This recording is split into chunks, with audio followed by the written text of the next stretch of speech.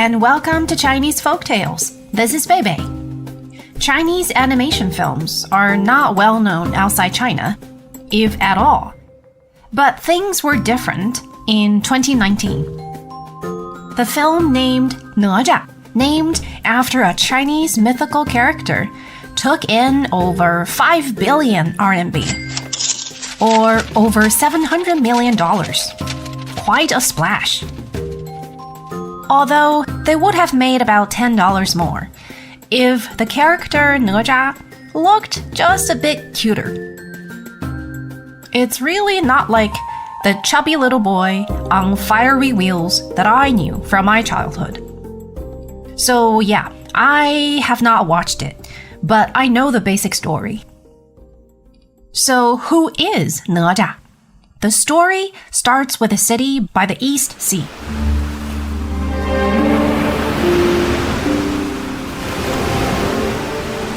A general by the name of Jing was stationed in the coastal city in which fishermen lived peaceful lives.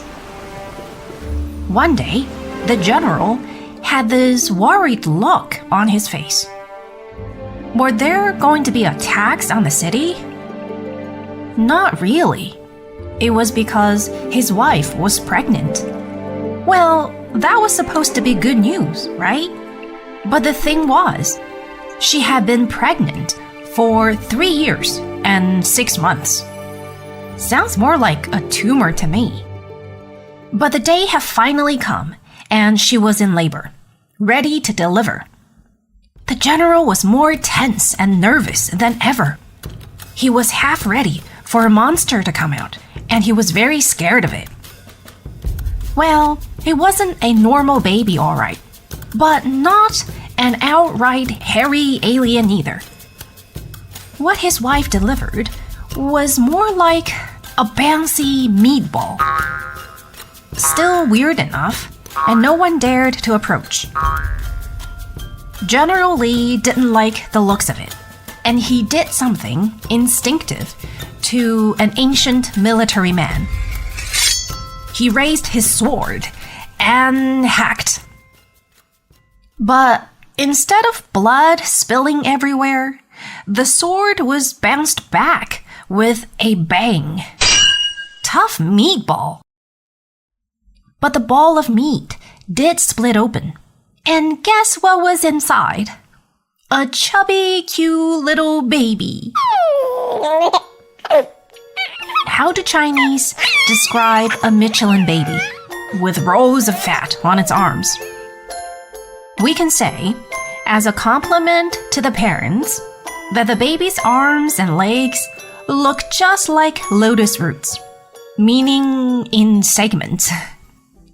And this baby had bulging cheeks, the color of lotus flowers, pink and delicate. It was a normal baby after all. The whole family was simply thrilled. But before they were happy for long, the newborn opened his eyes and sat up. That's right. And that was just the beginning. He sat up, then got up and started running. He started growing the second he touched the ground, butt naked and rolls of fat bouncing. The servants chased after this baby and managed to put a red cover around his belly. The image of Ne Zha always wears this red belly covering, well, and not much else as clothing. Amid all this excitement, as if the moment wasn't thrilling enough, a golden ray of light struck across the sky. Maybe it was just lightning. Following this, an old man with a flowing white beard descended from heaven, sitting on the back of a crane. The old man's name sounds pretty familiar to the Chinese people. He's known as the immortal Tai Yi. He saluted General Li and congratulated him on becoming a father. Then he got down to business and said, "General Li, This child of yours is no ordinary mortal child. I have a name for him. It's Ne Zha. Then he took out from his sleeves, which were like pockets on his gown, 2 treasures from heaven. First was a long red silk ribbon. It was not just a ribbon. It had a name, 浑天绫. In most images of Ne Zha that I have seen, the ribbon goes around Ne Zha's hair buns. Sometimes it's around his waist or his arms. Then, immortal Tai Yi took out a golden ring and put it around the little boy's neck. It was called the Heaven and Earth Ring. Actually, more like a neck collar. Little Ne Zha loved these immortal gifts.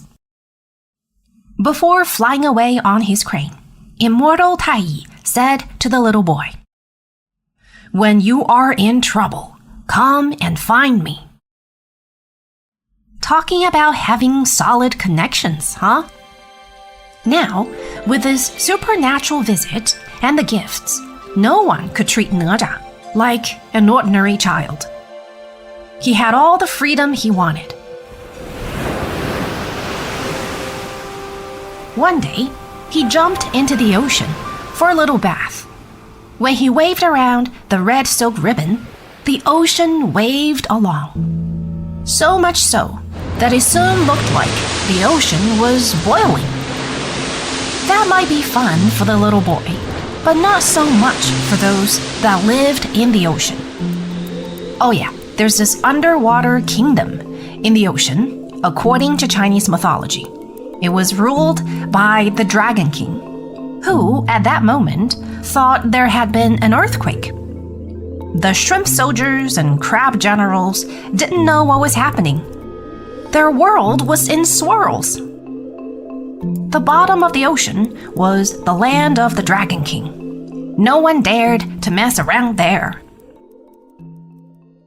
The son of the Dragon King was not happy with this.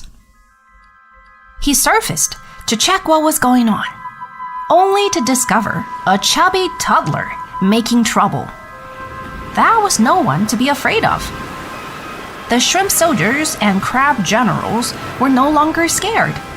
They rushed forward and hacked out a path in the ocean, with waves towering on both sides, ready to swallow that naughty little boy. Just then, Ne Zha waved around his silk ribbon, and instead of crashing down on him, the waves landed on the shrimp soldiers and crab generals. When the noise subsided, there were only shrimp shells and crab legs floating around. The ocean looked more like a pot of seafood porridge. Have you ever tried it, by the way? Seafood porridge? It's actually pretty good. Anyhow, the son of the Dragon King was mad. He charged toward Ne Zha, ready to strangle him. But it wasn't going to be so easy. He was not the only one with immortal connections. They fought a few rounds, and Ne Zha took off his heaven and earth ring, ready to strike. The son of the Dragon King knew what he should be afraid of. He changed into a white dragon, ready to swim away. But Ne Zha was small and quick. He jumped onto the back of the dragon. The white dragon struggled both in the ocean and in the sky, taking Ne Zha with him and making huge waves. Ne Zha held on tight to the scales on the dragon's back, and without thinking of the consequence, he raised the ring high into the air and brought it down hard on the head of the white dragon. Sparks flew into the air, and after a few twitches, the white dragon went quiet and still, and then sank to the bottom of the ocean. Uh-oh, what was Ne Zha thinking? That was the son of the Dragon King, and he just killed him. The Dragon King had never been challenged like this before, not to mention losing his son. he called the other Dragon Kings. Oh yeah, so there are 3 other Dragon Kings. That of the West Sea Dragon King, and of the South and the North. The 4 Dragon Kings convened in the coastal city where Ne Zha was born to submerge it underwater.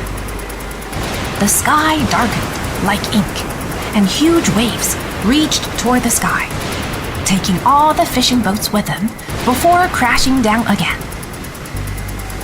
This was the most fearsome storm that the people in the city had ever seen. And they also saw sea monsters of all kinds riding on the waves coming their way, followed by the much-feared Dragon Kings, all 4 of them. The people knew that their end had come.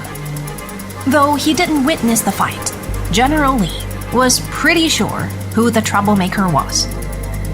He took his sword and called for his son. Ne Zha might be little, but he had guts enough. He took the sword from his father, pointed it at the Dragon King, and shouted, "I am the only one responsible. I killed your son. Take my life and don't harm the others." Then he turned around to face his father and said, "I give my flesh back to you and mother. I won't let them harm you." Before anyone could say anything, Ne Zha brought the sword across his own throat. So he died. And his soul flew up to find immortal Tai Yi, the old man with the white beard.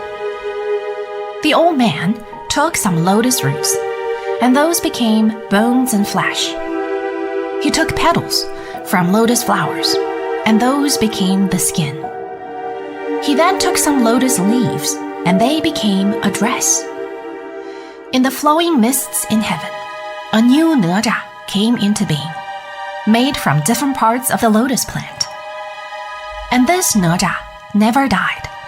It lived on in popular legends to this day. This, of course, is only the gist of the Ne Zha story. I'm sure the animation film has a lot more fancy embellishments. To the people, Ne Zha is an embodiment of the lotus plant and has power over demons. People who live in coastal areas like him especially. In the TV series that we mentioned in the last episode, Legend of Deification, Ne Zha also played a role in the fight against the ruthless King Zhou and Shang Dynasty. To the people, the boy Ne Zha is also the embodiment of the rebellious spirit and is one of the few young warriors in Chinese mythology. In our next episode, we'll talk about an old man instead. In fact, he's known for being old. 800 years kind of old. How did he manage to live for so long? Well, we'll find out soon. Hope to see you then. Bye for now.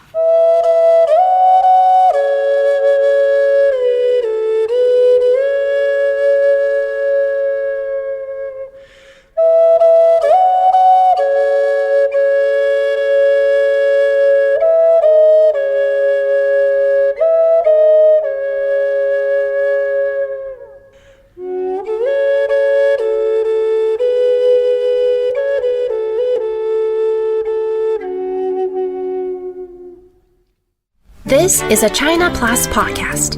Special thanks go out to Sanlian Zhongdu for their help in creating the content for this show. If you like the podcast, please give us a rating and be sure to subscribe wherever you listen. If you've got any questions or feedback, please feel free to contact us via email at podcast@cri.com.cn or find us on Twitter, China Plus Pods.